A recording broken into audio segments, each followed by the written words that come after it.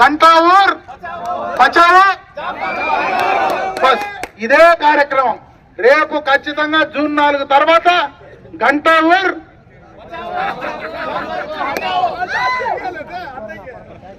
భాగంగా గంటా ఊరు కాలనీ ప్రాంతాలకు విచ్చేసిన సందర్భంలో ఇక్కడ సమావేశమైనటువంటి ఓటర్ మహాశయులందరికీ కూడా చేతులెత్తి నమస్కారాలు తెలియజేసుకుంటున్నాను. మన పట్టణానికి సంబంధించి గంటా ఊరుకు సంబంధించి 2-3 విషయాలు ఈ సందర్భంగా మీ దృష్టికి తెచ్చే ప్రయత్నం చేయబోతున్నా. గత 5 సంవత్సరాలుగా ముఖ్యంగా ఈ గంటా ఊరు కాలనీ ప్రాంతంలో గత ప్రభుత్వంలో చేసినటువంటి అభివృద్ధి కార్యక్రమాలు తప్పించి ఈరోజు ఏ మాత్రం కూడా ఈ ప్రాంతంలో అభివృద్ధి చెందినటువంటి దాఖలాలు లేవు. గతంలోనే మీకు సంబంధించినటువంటి సీసీ రోడ్లు కానీ ఎలక్ట్రిక్ పోల్స్ కానీ లైట్లు కానీ ఈ ప్రాంతంలో మౌలికమైనటువంటి సదుపాయాలు కానీ గత ప్రభుత్వంలోనే అతి తక్కువ కాలంలో కూడా చాలా వరకు పూర్తి చేసి మీకు అందివ్వడం జరిగింది.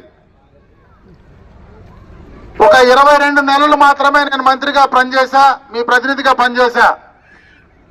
ఆ సందర్భంలో ముఖ్యంగా ఈ ప్రాంతానికి ఒక ప్రత్యేకమైనటువంటి ప్యాకేజీని కూడా క్రిటికల్ ఇన్ఫ్రాస్ట్రక్చర్ ప్రోగ్రాం కింద దాదాపు 55 కోట్ల రూపాయలు ఈ ప్రాంతానికి గత ప్రభుత్వంలోనే శాంక్షన్ చేసి తీసుకురావడం, ఎన్నికలు రావడం, ఎన్నికలు అయిన తర్వాత ఈ ప్రభుత్వం దానిపైన దృష్టి పెట్టకపోవడం, అవన్నీ కూడా నిలిచిపోయి కుంటుపడినాయని చెప్పే సందర్భంగా కూడా మీ అందరి దృష్టికి తెస్తా ఉన్నా. ఇప్పుడే కొన్ని విషయాలు ఇక్కడ ఉన్నటువంటి సోదరులు మాట్లాడారు. ముఖ్యంగా గంటా ఊరు ప్రాంతం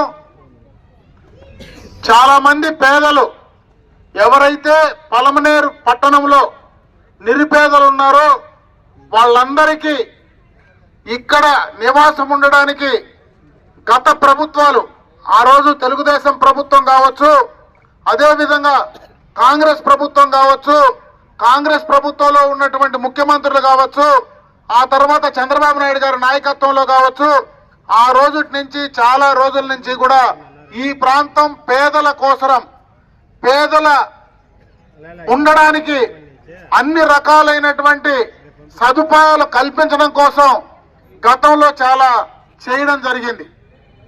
అయితే ఈ 5 సంవత్సరాల్లో ఈ ప్రాంతంలో ప్రత్యేకంగా కొన్ని శక్తులు ఈ ప్రాంతంలో పేదలను పట్టి పీడించేటువంటి కార్యక్రమం చేస్తా ఉంది 5 సంవత్సరాల్లో అని చెప్పి సందర్భంగా తెలియజేసుకుంటున్నాను. మీకు తెలుసు ఈ ప్రాంతంలో ఈ 5 సంవత్సరాల్లో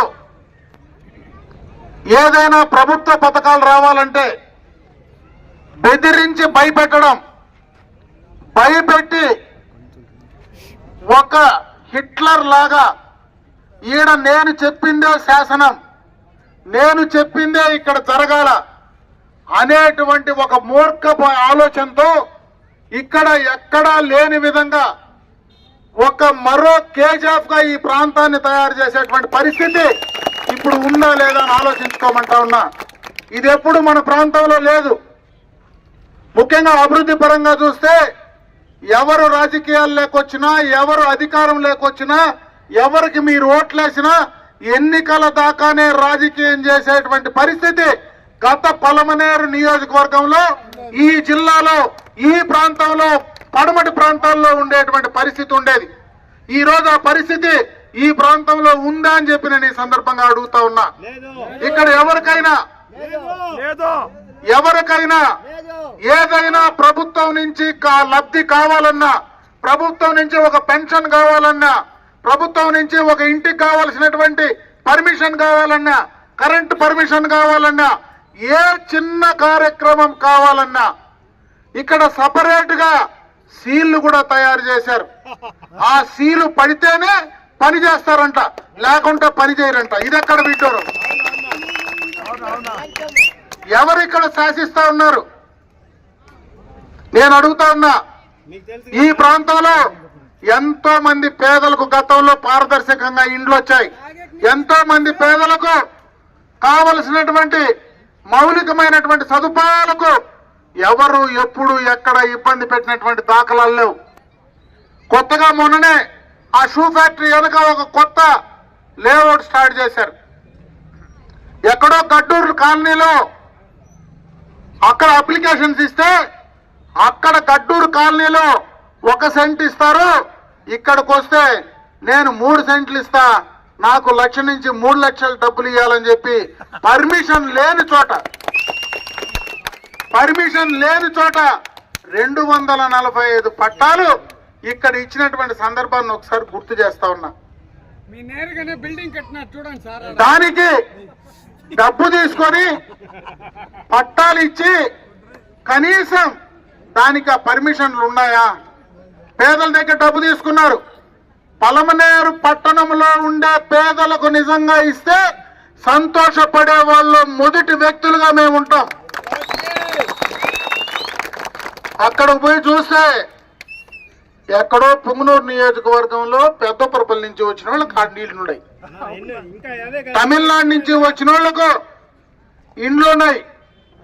ఆధార్ కార్డులు కూడా మార్చి వాళ్లకు ఇక్కడ ఇండ్లు ఇస్తే ఇక్కడ ఉండేటువంటి పేదలు ఏం కావాలా, ఇక్కడ నిజంగా పలమనేరులో పుట్టి పెరిగిన వాళ్ళు ఈ రోజు ఇండ్లు లేకుండా ఉంటే వాళ్ళ పరిస్థితి ఏం కావాలని ఆలోచించుకోమని చెప్పి నేను అడుగుతా ఉన్నా. నిజంగా పేదల పైన ప్రేమ ఉంటే వాళ్ళకి న్యాయం చేయాలి. కానీ దాదాపు ఈ ప్రాంతంలో ఒక నియంతృత్వ శక్తుల మాదిరి, ఒక నియంతృత్వ విధానంతో దాదాపు 10 నుంచి 15 కోట్ల రూపాయలు ఒక ఆదాయ వనరుగా ఈ రోజు ఈ గంటా ఊరు కాలనీ ప్రాంతాన్ని తయారు చేస్తా ఉన్నారంటే దీన్ని ఖచ్చితంగా బద్దలు కొట్టాల్సినటువంటి అవసరం ఉంది. ఖచ్చితంగా పేదలకు న్యాయం చేయాల్సినటువంటి అవసరం ఖచ్చితంగా ఉందని చెప్పి సందర్భంగా కూడా నేను తెలియజేసుకుంటున్నా.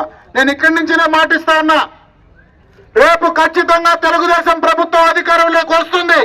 ఇక్కడ జరిగే అవినీతి అక్రమాలే ఖచ్చితంగా కూడా బయట తీస్తాం. ఎవరికైతే అన్యాయం జరిగిందో, ఏ పేదలకైతే అన్యాయం జరిగిందో, ఏ పేదలకైతే ఇక్కడ నిజంగా మోసం జరిగిందో వాళ్లకు తప్పకుండా న్యాయం చేసే బాధ్యత నేను తీసుకుంటానని చెప్పి సందర్భంగా తెలియజేసుకుంటున్నా. నిజంగా న్యాయం చేసే వాళ్ళు రోడ్డు మీద 3 అంతస్తుల బిల్డింగ్లు కడతారా? రోడ్డు మీద 3 అంతస్తుల బిల్డింగ్లు కట్టి అమ్ముకుంటారా? ఫౌండేషన్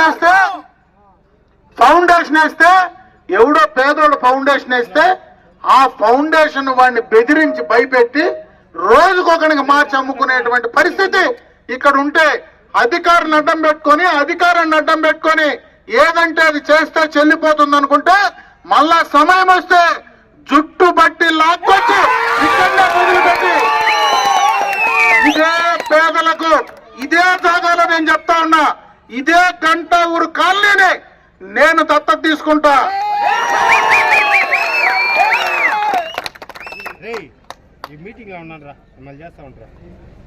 ఎవరి దగ్గర అయితే దోచుకున్నారో, ఎవరి దగ్గర అయితే డబ్బులు తండుకున్నారో ముక్కు పిండి వసూలు చేసి మళ్ళా వాళ్ళకి తీర్చే బాధ్యత నేను తీసుకుంటున్నా. పేదలకు న్యాయం చేసే కార్యక్రమం ఇది. కులాన్ని అడ్డం పెట్టుకొని మాట్లాడతారా? మతాన్ని అడ్డం పెట్టుకొని మాట్లాడతారా? నిజంగా నీకు మతం పైన కులం పైన విశ్వాసం ఉంటే మర్కజ్ కాంప్లెక్స్ దగ్గర ఒక గుండు ఆ అంగిళ్ళు కూర్చుని దానికి సమాధానం చెప్పగలరా అని అడుగుతా ఉన్నా. సమాధానం చెప్పగలరా? ఇదే పట్టణంలో ఒక అమ్మాయి ఆత్మహత్య చేసుకొని చనిపోతే ఆ రోజు వీళ్లకు మతం కులం కనపడలేదా? అన్యాయం జరిగితే అన్యాయం కనపడలేదా? ఈరోజు తెలుగుదేశం పార్టీ ఎన్డీఏలో కలిసిందని, ఏదో ఎన్డీఏలో కలిస్తే ఇక్కడ ఉండేటువంటి మత విశ్వాసానికి అన్యాయం జరుగుతుందని తప్పుడు ప్రచారం, ఫేక్ ప్రచారం చేస్తారని అడుగుతా ఉన్నా. ఇదేం కొత్తగా కలవల. 1999లోనే ఆనాడే ఎన్డీఏతో కలిసి పోటీ చేసింది తెలుగుదేశం. అయితే ఆ రోజు ఎక్కడైనా ముస్లింలకు అన్యాయం జరిగితే, గుజరాత్ లో అన్యాయం జరిగితే నిలబడి మాట్లాడిన మొగాడు చంద్రబాబు నాయుడు. ఆ రోజు చెప్పుకుంటా ఉన్నా. ఆ 5 సంవత్సరాల్లో ఎక్కడ కానీ ఓల్డ్ సిటీలో, హైదరాబాద్ లో ఒక్క అల్లరి కూడా జరగకుండా నిలబెట్టినటువంటి మొగాడు చంద్రబాబు నాయుడు, తెలుగుదేశం పార్టీ. ఆ రోజే ఈద్గాలకు, దర్గాలకు, మసీదులకు డబ్బులు ఇచ్చింది. ఆ రోజే షాదీ మహల్లకు డబ్బులు ఇచ్చేటువంటి కార్యక్రమాన్ని మొదలుపెట్టింది ఆ రోజు ఎన్డీఏలో కలిసి ఉన్నప్పుడు అని చెప్పి అడుగుతా ఉన్నా. మొన్న 2014లో ఎన్డీఏతో కలిసి పోటీ చేసి ముఖ్యమంత్రి కాలేదా చంద్రబాబు నాయుడు? ఆ రోజు ఏమైనా మైనారిటీస్కి అన్యాయం జరిగిందా? ఇదే పట్టణంలో ఎన్ఆర్సీ సిఏఏ బిల్లు పైన ఆ రోజు జగన్మోహన్ రెడ్డి నాకు 25 సీట్లు ఇస్తే నేను మోడీ కేంద్రం తలలు వంచుతానని చెప్పినటువంటి మొగాడుగా మాట్లాడినటువంటి వ్యక్తి ఇదే ఎన్ఆర్ఐ సిఏకు మద్దతు ఇచ్చి పార్లమెంట్ లో 22 మంది ఎంపీలను ఇస్తే, 4 రాజ్యసభ సభ్యులను ఇస్తే వాళ్లకు మద్దతు ఇచ్చి పక్కనుండేటువంటి రాజంపేట శాసనసభ్యుడు మిథున్ రెడ్డి, విజయసాయి రెడ్డి పార్లమెంట్ లో మాట్లాడింది గుర్తులేదా? ఇక్కడ ఉండేటువంటి ఫేక్ ప్రచారం చేసేటువంటి నాయకులకు అడుగుతా ఉన్నా. ఆ రోజు కనపడలేదా అని అడుగుతా ఉన్నా. ఆ రోజు ఇదే పట్టణంలో నిలబడి వాళ్ళ కోసం నిలబడి మాట్లాడింది నా భార్య రేణుకారెడ్డి, నేను అని చెప్పి సందర్భంగా గుర్తు చేస్తా ఉన్నా. మీ నాయకుడు ఎట్లా పోయినాడు? మీ ముఖ్యమంత్రి ఆడిపోయినారు? మీరు ఓట్లేసినటువంటి మీ శాసనసభ్యుడు ఆడిపోయినాడు? మీరు ఓట్లేసినటువంటి మీ పార్లమెంటు సభ్యుడు ఆ రోజు మీకు ఎక్కడ పోయినాడో సమాధానం చెప్పగలరా వీళ్ళకు అని అడుగుతా ఉన్నా. ఈ రోజు 4% రిజర్వేషన్ గురించి తప్పుడు ప్రచారం చేస్తారా? 4% రిజర్వేషన్ పైన పోరాడింది తెలుగుదేశం పార్టీ. రేపు అది అన్యాయం జరిగితే ఖచ్చితంగా దానిపైన తెలుగుదేశం పార్టీ మా సొంత ఖర్చుల పైన సుప్రీంకోర్టులో పోరాడేది కూడా తెలుగుదేశం పార్టీ అని చెప్పి సందర్భంగా తెలియజేసుకుంటా ఉన్నారు. ఈరోజు గత ప్రభుత్వంలో మేము ఇచ్చినటువంటి రంజాన్ తోఫా ఏమి ఇస్తున్నావా? మాట్లాడడానికి నోరు లేదా? ఈద్గాలకు, దర్గాలకు, మసీదులకు ఏమైనా డబ్బులు ఇస్తున్నావా? దుల్హన్ పథకానికి ఏమైనా డబ్బులు ఇస్తున్నావా? పేద బిడ్డలు చదువుకుంటే, విదేశీ విద్యకు చదువుతా ఉంటే వాళ్ళకేమన్నా డబ్బులు ఇచ్చే పథకం ఉందా? ఏ కార్యక్రమం నువ్వు వాళ్ళకి ఇచ్చింది కంటిన్యూ చేస్తా ఉన్నావు? కనీసం ఎవరైనా కుటుంబంలో పేదోళ్ళు చనిపోతే చంద్రన్న బీమా పథకం ఇస్తే ఆ పథకాన్ని కూడా రద్దు చేస్తే, అన్నం పెట్టే అన్నా క్యాంటీన్ కూడా తీసేస్తే, వెధవలకు పదవులు ఇస్తే ఇట్లా కార్యక్రమాలు కాక ఇంకేం చేస్తారు అని అడుగుతా ఉన్నా. ఇంకేం చేస్తారు వీళ్ళు అని అడుగుతా ఉన్నా. కోటీశ్వరులు మళ్ళా వాళ్ళ ఇంట్లో వాళ్ళ అమ్మకు కూడా పెన్షన్ నిన్న కూడా ఇచ్చినారు. పేదవాళ్ళకి పెన్షన్లా నా దగ్గర ఉంది, అందరికీ తీసిచ్చిన. ఇక్కడ నేనెప్పుడు ఇట్లా చెత్త పని చేయమని చెప్పలా. ఈ రోజు చెత్త పనులు చేయించే నాయకులు ఉన్నారు, ఆ నాయకులకు భాగాలు తీసుకుంటారు కాబట్టి అటువంటి చెత్త పనులు చేసే నాయకులను ఎంకరేజ్ చేసే కార్యక్రమాన్ని ఈ రోజు ఈ ప్రభుత్వంలో చేస్తా ఉన్నారని చెప్పి తెలియజేసుకుంటా ఉన్నా. అందుకే నేను ఒకటే చెప్తా ఉన్నా, ఇక్కడ ఉన్నటువంటి గంటావూరు కాలనీ వాసులకు రేపు ఖచ్చితంగా తెలుగుదేశం ప్రభుత్వం అధికారంలోకి వస్తుంది. మళ్ళా ఈ గంటావూరు కాలనీలో అన్ని అభివృద్ధి కార్యక్రమాలు చేసే బాధ్యత నేను తీసుకుంటా. అదేవిధంగా ఈ గంటావూరు కాలనీలో ఎవరికైతే పేదలకు నష్టం జరిగిందో, ఎవరికైతే అన్యాయం జరిగిందో వాళ్లకు మళ్ళా న్యాయం జరిగేదానికి ఖచ్చితంగా నేను న్యాయం చేయించే కార్యక్రమాన్ని తీసుకోబోతానని చెప్పి ఈ సందర్భంగా తెలియజేసుకుంటున్నా. ఇదే కాదు, ముఖ్యంగా పలమనేరు పట్టణంలో ఈ రోజు విపరీతంగా ట్యాక్సులు వేస్తా ఉన్నారు. ఇక్కడ అందరూ పేదోళ్ళు ఉన్నారు, కొంతమంది చికెన్ షాపులు పెట్టుకొని నడిపే వాళ్ళు ఉన్నారు. ఈ రోజు ఈ పట్టణంలో మాత్రమే చెత్తకు పన్నేస్తా ఉన్నారు. పక్కనే ఉండే పుంగనూరు మున్సిపాలిటీలో చెత్తకు పన్నేలా, ఇక్కడ చెత్తకు పన్నేస్తా ఉంటే ఇక్కడ ఉండేటువంటి ప్రజాప్రతినిధులు, ఇక్కడ ఉండేటువంటి శాసనసభ్యులు, పార్లమెంటు సభ్యులు ఏం నిద్రపోతా ఉన్నారని అడుగుతా ఉన్నా. పొలంనేరు పైన ప్రేమ లేదా? ప్రతి చికెన్ అంగడి పైన 3,000 నుంచి 4,000 రూపాయలు ఆ కుటుంబం పైన నెలకు పన్నేస్తా ఉంటే మీరు ఏం చేస్తా ఉన్నారు? దాన్ని అడ్డుకునే పరిస్థితి లేదా? అందుకే రేపు తెలుగుదేశం ప్రభుత్వం వస్తే ఖచ్చితంగా చెత్త పన్ను తీసేస్తామని చెప్పి సందర్భంగా కూడా నేను తెలియజేసుకుంటా ఉన్నా. ఈరోజు 1000 అడుగులు ఇంటి జాగా ఉంటే వాళ్ళకి వేసేటువంటి ట్యాక్స్ కనీసం వాళ్ళు తట్టుకునే పరిస్థితి ఉందా అని అడుగుతా ఉన్నా. ప్రతి సంవత్సరం దానిపైన 15% పెంచుతా ఉన్నారు. ఇదే పట్టణంలో 1200 పెన్షన్లు రద్దు చేసింది ఈ యొక్క దుర్మార్గ ప్రభుత్వం. దాంట్లో మళ్ళీ తిరగబడితే 600 మందికి మళ్ళా ఇచ్చి 600 మందికి ఉండేటువంటి ఇండ్ల పైన ట్యాక్స్ వేసి ఆ ట్యాక్స్ కు మళ్ళా 15% ట్యాక్స్ యాడ్ చేసి 5 సంవత్సరాల ట్యాక్స్ వేస్తే కనీసం ఆ పెన్షన్ అంతా కూడా వాడు కట్టుకునేటువంటి పరిస్థితి లేని విధంగా వాళ్ళ పైన ఆదరం పారం చేసేటువంటి కార్యక్రమాన్ని ఈ ప్రభుత్వం చేసింది. అన్ని విధాలుగా కూడా ప్రజల పైన, పేదల పైన భారం వేసేటువంటి ఈ ప్రభుత్వాన్ని ఖచ్చితంగా రాజకీయంగా బుద్ధి చెప్పాల్సినటువంటి అవసరం ఉంది. ఖచ్చితంగా రాజకీయంగా వాళ్ళను ఇంటికి పంపించాల్సినటువంటి అవసరం ఉందని చెప్పే సందర్భంగా తెలియజేసుకుంటున్నా. అందుకే ఈరోజు రాష్ట్ర ప్రయోజనాల కోసమే తెలుగుదేశం, జనసేన ఈ రోజు ఎన్డీఏతో కలిసి పోటీ చేస్తా ఉన్నాం.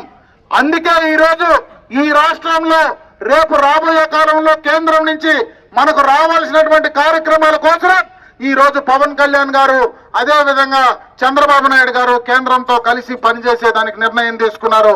రేపు ఎక్కడైనా ఎవరికైనా ఏ మతానికైనా వాళ్ళ విశ్వాసాలు దెబ్బతిన్నా, వాళ్ళకి ఇబ్బందులు జరిగినా ఖచ్చితంగా తెలుగుదేశం పార్టీ, జనసేన దాన్ని కాపాడడానికి సిద్ధంగా ఉంటారని చెప్పి సందర్భంగా కూడా మరొకసారి మీ అందరికీ తెలియజేసుకుంటున్నా. మరీ ముఖ్యంగా ఈరోజు ఈ మున్సిపాలిటీలో అసలు ఓట్లేసుకొని గెలిచినారా? ఎవరైనా ఓట్లేసుకొని గెలిచినారా? ఓట్లేసుకొని గెలవని వాళ్ళు కూడా అందరినీ పీడిస్తే ఎట్లా? అందుకే ఇప్పుడు కరెక్ట్ అయిన సమయం వచ్చింది. ఈ సమయంలో సరైనటువంటి నిర్ణయం తీసుకోమని చెప్పి సందర్భంగా నేను మిమ్మల్ని కోరుకుంటున్నా. సరైన నిర్ణయం తీసుకొని రేపు జరిగే ఎన్నికల్లో ఉమ్మడి అభ్యర్థిగా పార్లమెంటుకు నేను పోటీ చేస్తా, తగ్గుపల్లి ప్రసాదరావు గారు పోటీ చేస్తా ఉన్నారు. శాసనసభకు నేను పోటీ చేస్తా ఉన్నా. మా ఇద్దరి గుర్తు సైకిల్ గుర్తు. 2 ఓట్లు కూడా సైకిల్ గుర్తు పైన వేసి మంచి మెజారిటీతో గెలిపించండి. ఈ రోజు నేను ఏదైతే మీకు మాట ఇచ్చానో ఖచ్చితంగా ఈ ప్రాంతాన్ని 100కు 100% తిరిగి మార్చి అభివృద్ధి చేసే కార్యక్రమాన్ని తీసుకుపోతా. ఇది మరో పలమనేరు, మరో కేజీఎఫ్ కాకుండా మరో పలమనేరుగా దీన్ని తీర్చిదిద్దే కార్యక్రమాన్ని అన్ని విధాల తీసుకునే కార్యక్రమాన్ని చేస్తా ఉన్నా. మొన్ననే కూడా చంద్రబాబు నాయుడు గారు ఈ రోజు 3,000 రూపాయలు ఉండే పెన్షన్ రేపు 4,000 చేయబోతా ఉన్నాం. ఆ 4,000 రూపాయలు కూడా ఏదైతే ఆ 4,000 రూపాయలు కూడా రేపు అధికారం వచ్చినటువంటి మొదటి పెన్షన్ ఈ 3 నెలల్లో నెలకు 1,000 రూపాయలతో కూడా కలిపి, జనవరి నుంచి నెలకు 1,000 రూపాయలతో కూడా కలిపి 7,000 రూపాయలు ఒకేసారి పెన్షన్ దొరికించే కార్యక్రమాన్ని తీసుకోబోతా ఉన్నామని చెప్పి సందర్భంగా తెలియజేసుకుంటున్నాం.